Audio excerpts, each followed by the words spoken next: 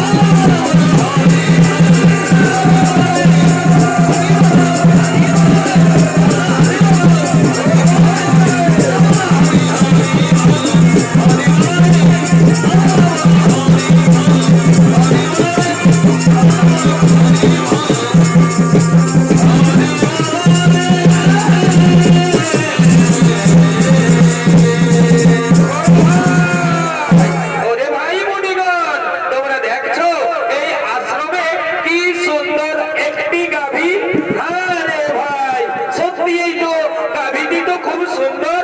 আরে ভাই শোন শোন শোন শোন শোন শোন, তোরা জানিস না এই গাভীটি হলো স্বর্গীয় গাভী, সুরভীর কন্যা। দেবতাগণ মহামুনি বৈশিষ্ট্যকে দুগ্ধ পান করার জন্য দিয়েছে। এই গাভীর দুগ্ধের এমনই গুণ, যদি মর্তবাসী একবার পান করতে পারে তাহলে তাদের 100 বছর পর্যন্ত পরমায়ু বৃদ্ধি পায়। এই গাভীর গুণগান শুনে প্রভাস ঋষির স্ত্রী ছুটতে ছুটতে আসছে।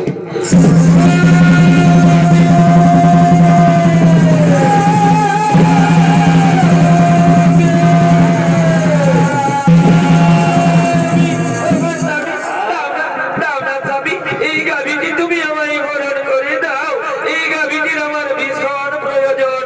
এই গাভীটি আমি মর্তলোকে নিয়ে যাব, আমার প্রিয় বান্ধবীকে এই গাভীটি উপহার দেব। দাও দাও স্বামী দাও, এই গাভীটি তুমি আমায় হরণ করে দাও। না প্রিয় না, এই গাভী আমি হরণ করতে পারবো না। তাছাড়া আমরা মুনি ঋষিগণ এই গাভী হরণ করে আমরা কি করবো? স্বামী তুমি জানো না, মর্তলোকে ঈশ্বরের কন্যা জিতবতী আমার প্রিয় বান্ধবী, আমি তাকে এই গাভীটি উপহার দেব। দাও দাও স্বামী দাও, এই গাভীটি তুমি আমায় হরণ করে দাও। ওরে ভাই মুনিগণ, তোমরা বলো তো আমি এখন কি করব? শোনো শোনো প্রভাস ঋষি, তুমি কি করবে তাই আমরা বলতে পারবো না, তুমি এটা আমরা বলতে পারি এই গাভী তুমি যদি হরণ করো তাহলে মহামুনি বৈশিষ্ট্য আমাদের কাউকেই ছাড়বে না। স্বামী তুমি না বলো না স্বামী, দাও দাও স্বামী দাও, এই গাভীটি তুমি আমায় হরণ করে দাও। ওরে ভাই মুনিগণ, তোমরা একটু দাঁড়াও, আমি এক্ষুনি এই গাভীটি হরণ করে নিয়ে যাচ্ছি। চলো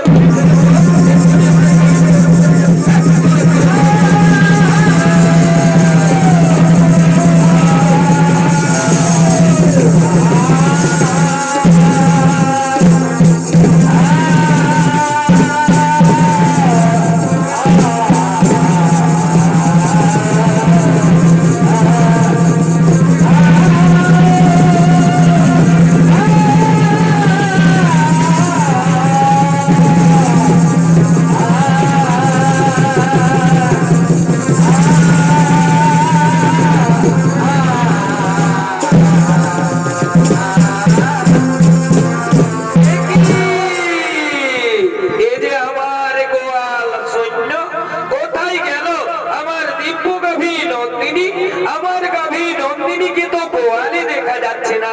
নন্দিনী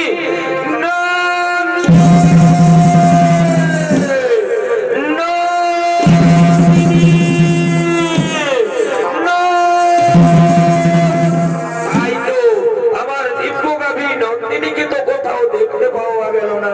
তাহলে নিশ্চয়ই নিশ্চয়ই আমার গাভী নন্দিনীকে কেউ হরণ করে নিয়ে গেছে। হ্যাঁ হ্যাঁ, আমায় ধ্যান যোগে দেখতে হবে কোথায় গেল আমার দিব্য গাভী নন্দিনী।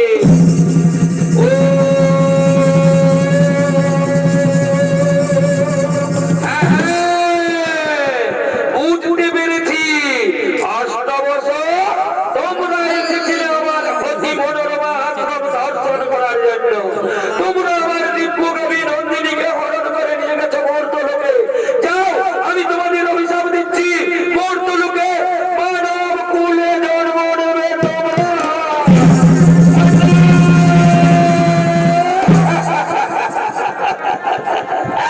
না না মণিবর না, আপনি আমাদের তোমার অভিশাপ দেবেন না মণিবর। ফিরিয়ে দিন মণিবর, ফিরিয়ে দিন আমাদের ওই অভিশাপ, আপনি ফিরিয়ে দিন। শোনো শোনো প্রভাস ঋষি, একবার যখন মুখ থেকে বাক্য বের করেছি তখন তার লঙ্ঘন হবে না। অভিশাপ তোমাদের ফলবে, তোমাদের মর্তলোকে মানব কুলে জন্ম নিতেই হবে। এই পরিবার মর্তলোকে যদি আমাদের মানব কুলে জন্ম নিতেই হয় তাহলে আপনি আমাদের মুক্তির উপায় বলে দিন।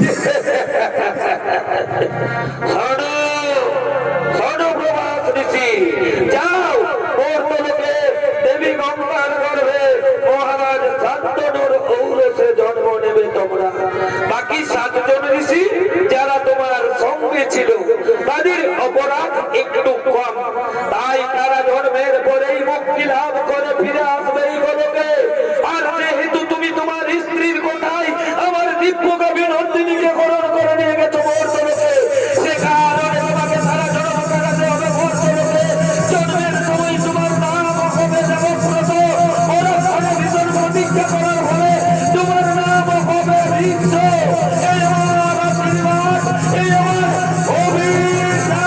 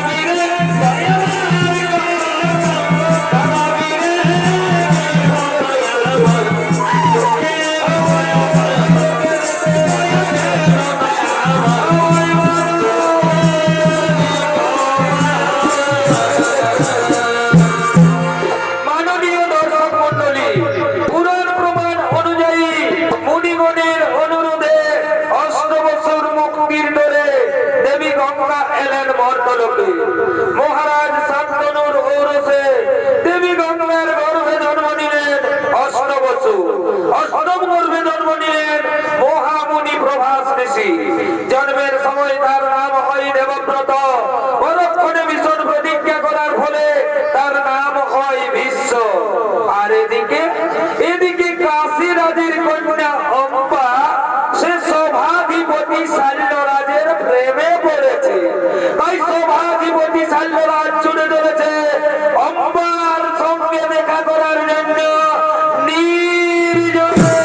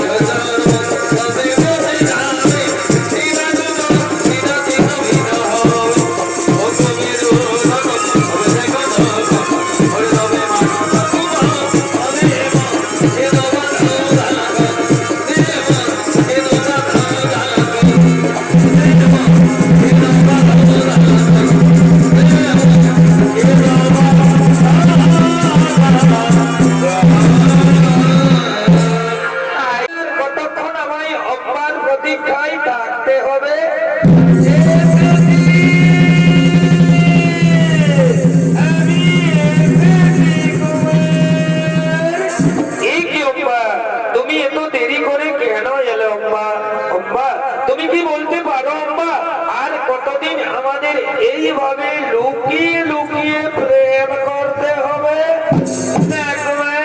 আর আমাদের এইভাবে লুকিয়ে লুকিয়ে প্রেম করতে হবে না। আগামী কালই তো আমার স্বয়ংবর সভা, আপনি আমার স্বয়ংবর সভায় যাবেন। আমি আপনার গলায় মালা দিয়ে আপনাকে আমি স্বামী রূপে বরণ করে নেব কুমার। আম্মা তুমি সত্যি বলছো তো? আম্মা তুমি আমার গলায় বরমাল্য দিবে তো? হে কুমার, যার সঙ্গে আমার এতদিন থেকে ভালোবাসা, আমি তাকে ছাড়া কি অন্য কোনো পুরুষের গলে মালা দিতে পারি কুমার? তাই তুমি আমার, তুমি আমার, তুমি আমার। আম্মা জানো আম্মা, আজ আমার কি আনন্দ হচ্ছে আম্মা, আজ আমাকে আনন্দে নাচতে ইচ্ছে করছে আম্মা। সত্যি বলছে কুমার, আমারও তাই, আজ আমার আনন্দে গাইতে ইচ্ছে করছে। ভালোবাসা মতো আমি ভালোবাসিলে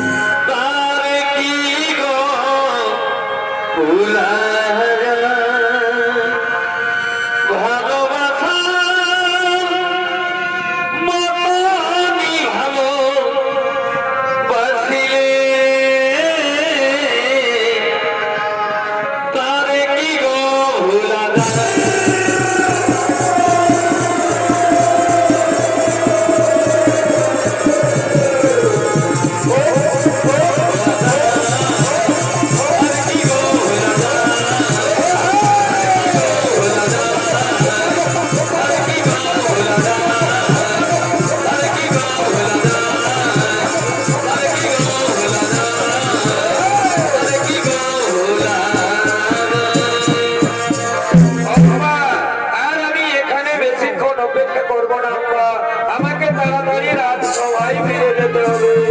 এই সময় আমি আর এখানে বেশিক্ষণ অপেক্ষা করবো না কুমার, আমাকেও তাড়াতাড়ি রাত বাড়িতে ফিরে যেতে হবে। আগামী কাল তো আমার স্বয়ংবর সভা, আপনি আমার স্বয়ংবর সভায় যাবেন। আমি আপনার গলায় মালা দিয়ে আপনাকে আমি স্বামী রূপে বরণ করে নেব কুমার।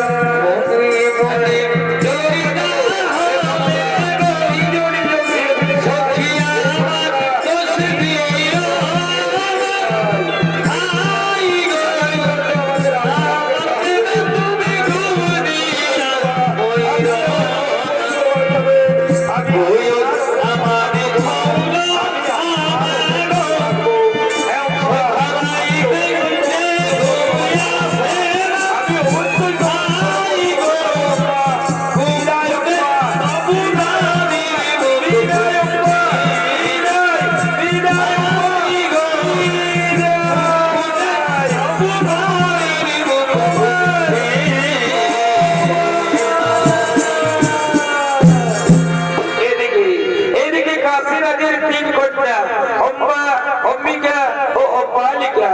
কাশী মহারাজ তিনি তার তিন কন্যার করেছেন স্বয়ংবর সভার আয়োজন। দেশ বিদেশ রয়েছে নিমন্ত্রণ, দেশ বিদেশ থেকে রাজা রাজপুত্রগণ তারা স্বয়ংবর সভায় করছেন আগমন।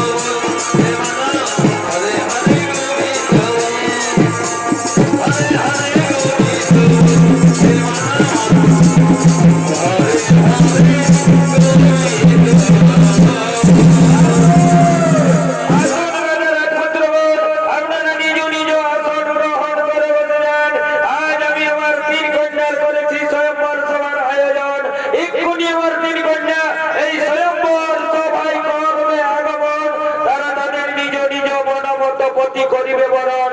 আপনারা বসে যান, আপনারা নিজ নিজ আসন গ্রহণ করে বসে যান। এ কথায় আছি, তোরা তাড়াতাড়ি করে আমার তিন কন্যাকে এই স্বয়ম্বর সভায় নিয়ে আয়। মনেরই বাগানে কি হলো ফুটিল ফুল রে, রোদিনী ভ্রমর আইল না। আরে ভাই, ফুলের মধু খাইল না।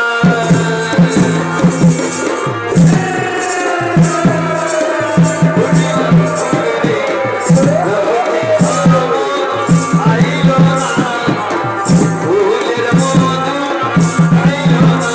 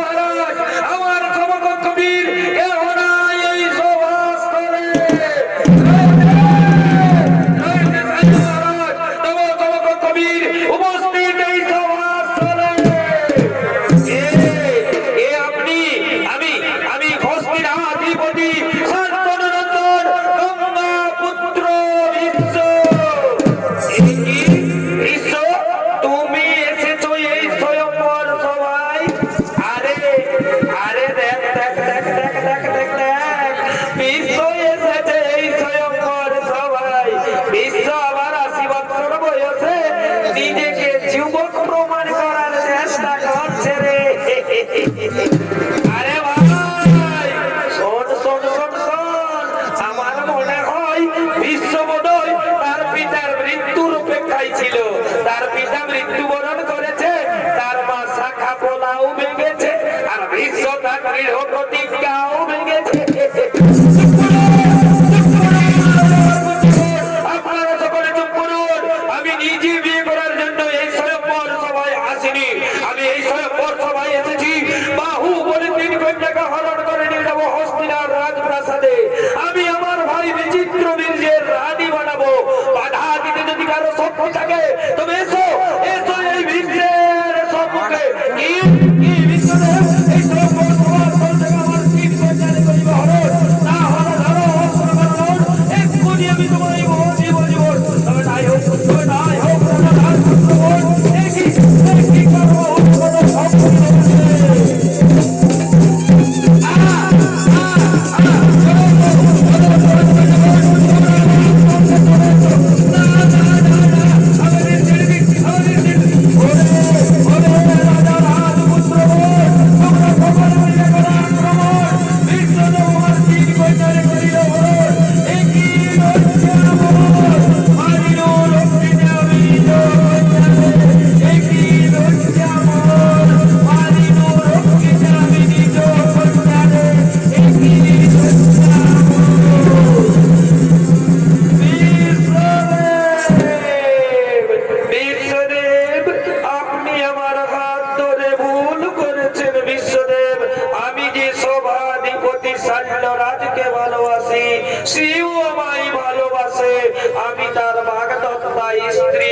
আপনি আমাকে তার কাছেই পৌঁছে দিন বিশ্বদেব। সে কি অম্বা, এ কথা তুমি আগে বলনি কেন? বিশ্বদেব, অনুগ্রহ করে আপনি যদি সেখানে বীরত্ব দেখাতে উপস্থিত না হতেন তাহলে আমি মহারাজ শাল্যের গলে মালা দিয়ে আমি তাকে স্বামী রূপে বরণ করে নিতাম। সেও আমায় ভালোবাসে, আমিও তাকে ভালোবাসি। আমি তার বাগদত্তা স্ত্রী। আপনি আমাকে তার কাছেই পৌঁছে দিন বিশ্বদেব।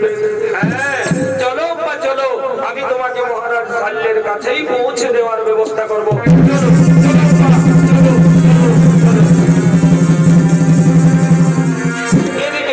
এদিকে শাল্য মহারাজ তিনি তার রাজপ্রাসাদে বসে রাজকার্য পরিচালনা করছে।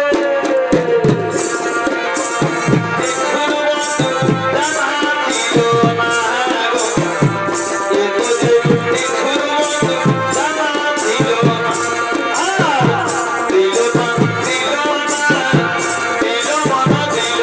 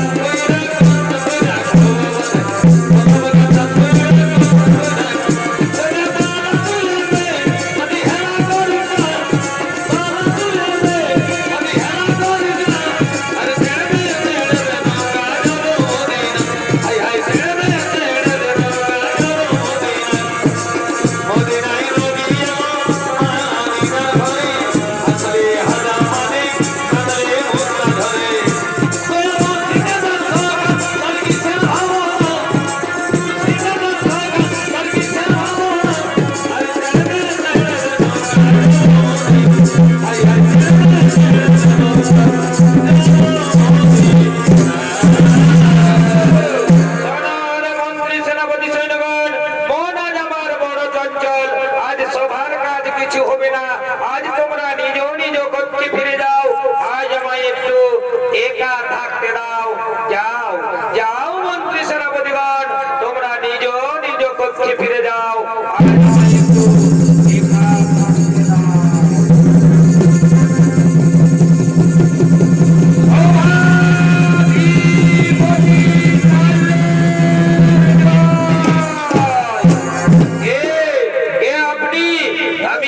আমি হস্তিনা নগরের মহামন্ত্রী।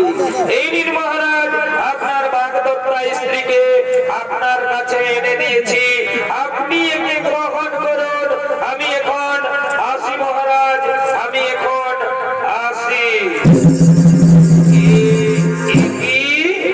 অম্বা, তুমি এসেছো বাড়ি? স্ত্রী তো স্বামীর কাছে আসবে, এখনো আমি মনে প্রাণে বিশ্বাস করি তুমি আমার স্বামী। নাও নাও কুমার, তুমি আমায় গ্রহণ করো। না না না, এ হাত ধরে ভিক্ষ তোমায় রোদে তুলেছে, সে হাত আমি আর স্পর্শ করতে পারবো না। যে মুহূর্তে ভিক্ষ তোমার হাত থেকে রেখে তুলেছে, সেই মুহূর্তে তুমি ভিক্ষার উচ্ছিষ্ট হয়ে গেছো। তুমি ভিক্ষ করতে কবর রিটা, তুমি কলঙ্কিনী।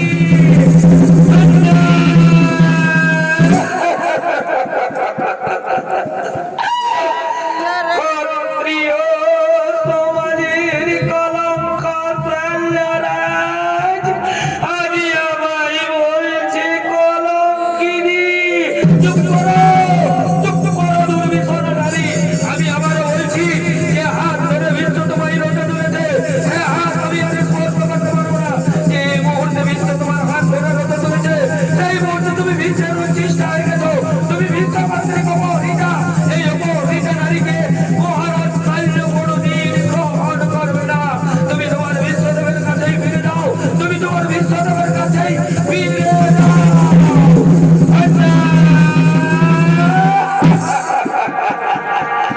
দীনবন্ধু রে,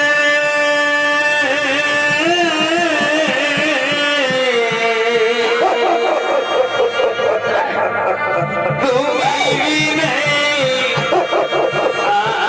আমার কেহ না।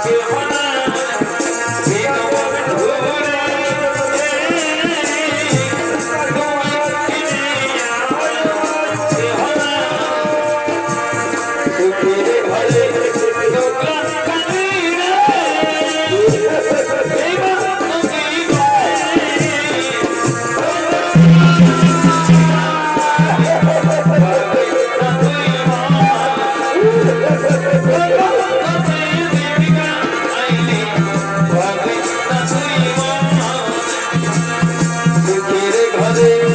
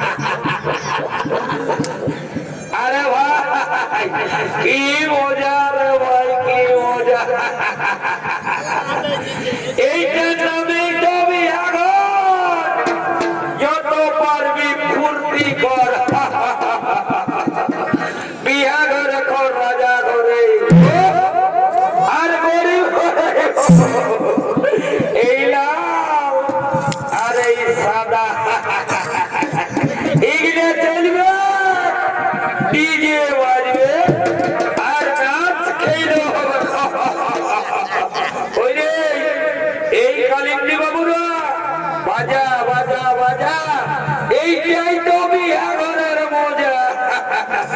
আচ্ছা ঠিক আছে ঠিক আছে, তোরা গাছটা ধর বাবুরা, তবেই ঘটনাটা হয়ে যাবে।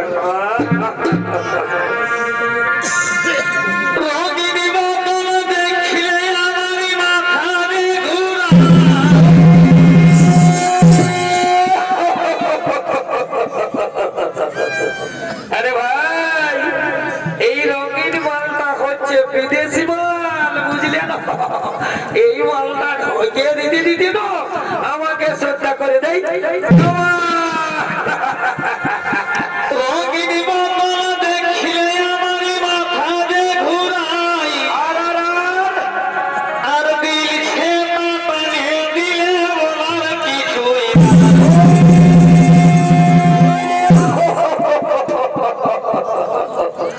আরে ভাই, এই দিলসে মালটা হচ্ছে আমাদের দেশি, বুঝলে না? ওই যে আদরটা একটু ও মন গেল হরে মাতে, মন গেল হরে মাতে, আর কি হলো মুড়ি দিবি নাচে দুধে ঘাটে দিব সারি রাতে, সারাদিন মরে গেলি খাতে খাতে।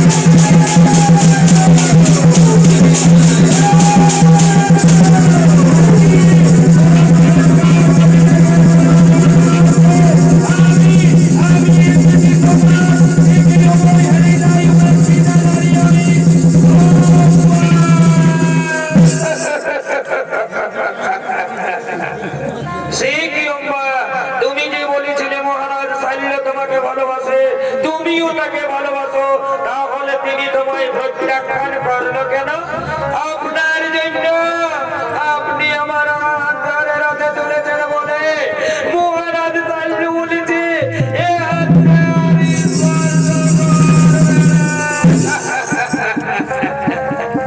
সেই কি অম্মা, এই মাত্র অপরাধ। চলো চলো অম্মা, আমি তোমাকে নিজে মহারাজ সাল্লের কাছে পৌঁছে দেবো, আমি তার কাছে ক্ষমা চাইব। না, আর আমি মহারাজ সাল্লের কাছে ফিরে যাব না। সে আজ আমার চোখে নরকের কৃমি খিচে রয়াদাম, তাই আমি চাই কি যাও অম্মা, আমি চাই স্বামী রূপে তোমাকে। না অম্মা না, অতীতেই থেমে গেছে জীবনের সুখ, জীবনের সুখ স্বাচ্ছন্দ্য সমর্থন আত্মা দিয়া লইয়াছে বিশ্বনা। পূর্বেই প্রতিজ্ঞা করিয়াছি আমি জীবনে কখনো বিয়ে করব না। তাই তো আজ আবারও বলি, এই পৃথিবীতে যতেক রমণী সকলই আমার জননী। তাই জননী পদে বুঝি তোমায় করি নমস্কার। আজি হতে দূর হোক তোমার আমার মধ্যে মহায় অন্ধকার।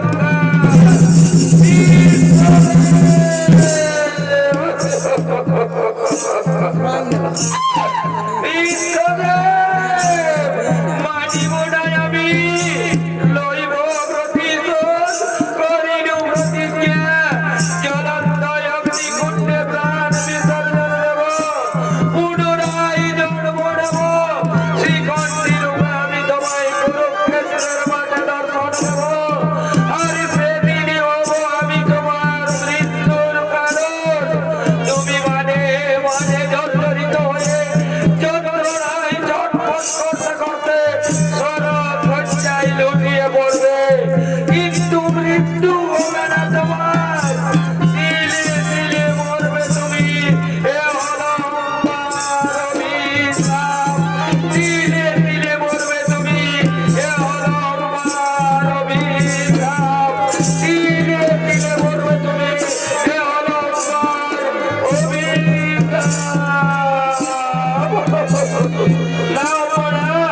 তথাপি ভাঙবে না কবু এই বিশ্বের প্রতিজ্ঞা, তথাপি ভাঙবে না কবু বিশ্বের প্রতিজ্ঞা, তথাপি ভাঙবে না কবু এই